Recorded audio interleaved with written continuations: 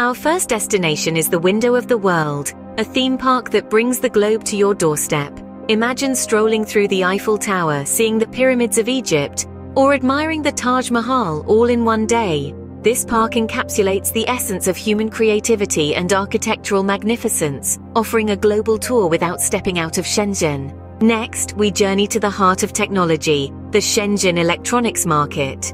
Now this isn't your regular market. It's a hub of innovation where the latest gadgets and gizmos come to life. Here, technology isn't just a tool, it's an art form. It's where the future takes shape and you get to witness it firsthand. From the buzz of the technology market, we move to serenity as we enter the Fairy Lake Botanical Gardens.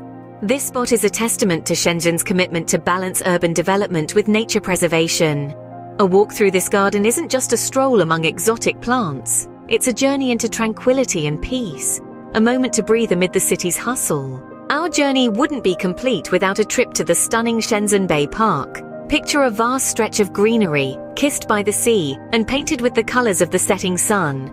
This park offers a soothing contrast to the city's high-rises, a spot where nature and urban life coexist in harmony. As the sun sets, we find ourselves at the Shenzhen Skyline, a dazzling display of lights and architectural brilliance. This skyline isn't just a sight, it's a symphony of light, a testament to Shenzhen's vibrant spirit that shines bright even after sundown. In a city as dynamic as Shenzhen, every corner has a story. From the global wonders encapsulated in the Window of the World, the cutting-edge innovation at the Shenzhen electronics market, the serenity of the Fairy Lake Botanical Gardens, the soothing ambiance of Shenzhen Bay Park, to the dazzling Shenzhen skyline, each spot is a chapter in the city's vibrant narrative.